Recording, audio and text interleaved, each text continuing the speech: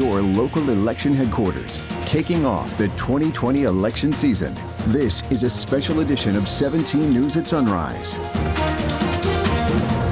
Just like that, the first Democratic presidential primary debate has come and gone. Analysts call it the main event. The second group of Democratic presidential hopefuls, those leading in the polls and fundraising efforts, squared off for the first time last night. It is a crowded field with more than 20 candidates seeking the nomination, and they're all looking to stand out to voters. And as we recap everything for you this morning, we once again have team coverage. 17's Vanessa Dillon is in our newsroom, Aton Wallace is in our local election headquarters, and Sarah Dolph is outside the debate hall in Miami. Millions of Americans tuned into the debates both nights to see what the candidates had to say. The ratings are in for night one. It drew in 15.3 million viewers across NBC, MSNBC, and Telemundo platforms. That tops the number of viewers who watched the Democratic debates in both 2008 and 2012, though those debates aired on one channel as opposed to three. More than 9 million viewers watched the first night of the debates via live stream, but those numbers fell short of the primaries in the 2016 election cycle when the candidate Trump drew a massive viewership. The Republican primary debate in August 2015 drew more than 24 million viewers on Fox News. And we begin our team coverage this morning with 17's Aton Wallace. Aton, good morning. What happened and what's to come, and what does this all mean for the 2020 race?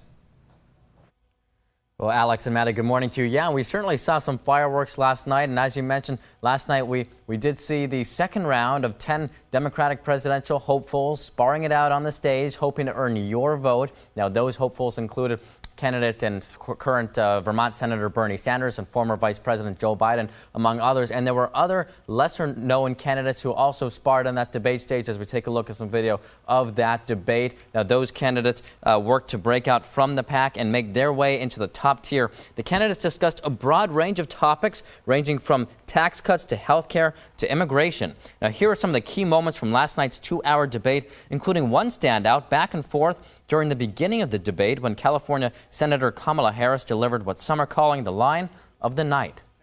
Please, we will let you all speak. Senator Harris. We can't afford to wait for evolution on these issues. Hey, guys, you know what? America does not want to witness a food fight. They want to know how we're going to put food on their table. I was 6 years old when a presidential candidate came to the California Democratic Convention and said, it's time to pass the torch to a new generation of Americans. That candidate was then Senator Joe Biden. Joe Biden was right when he said it was time to pass the torch to a new generation of Americans 32 years ago. Vice President, would you like to sing a torch song? I would. I'm still holding on to that torch. Now, we received a statement from Bakersfield Congressman and House Minority Leader Kevin McCarthy. It reads in part, quote, "It's clear the 2020 election will be a choice between two futures, a future of personal freedom or a future of government control. The Democrats on stage offered nothing new, just more of the same, more taxes, more spending, more government, and less freedom. Our nation deserves better, and my constituents deserve better. In stark contrast, Americans' priorities are Republicans' priorities." And by the way, as you can imagine, a major subject during last night's debate was President Trump. And that brings us to this NBC News article, an informative article where it mentions how many times each 2020 Democratic candidate last night mentioned President Trump by name. You see former Vice President Joe Biden, 9 times mentioned President Trump. Kristen Gillibrand, senator from New York, 7 times. And the least amount of times mentioned President Trump, that came from Congressman Eric Swalwell of California, up north in California. Just 1 time mentioned President Trump. Now, this I've shared on my Twitter account, @Aton Wallace. I want to hear from you. What do you think about this?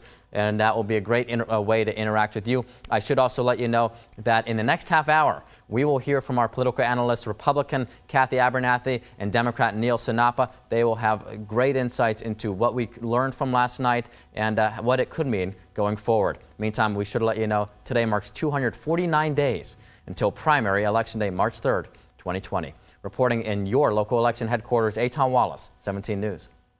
All right, thank you so much, Aton.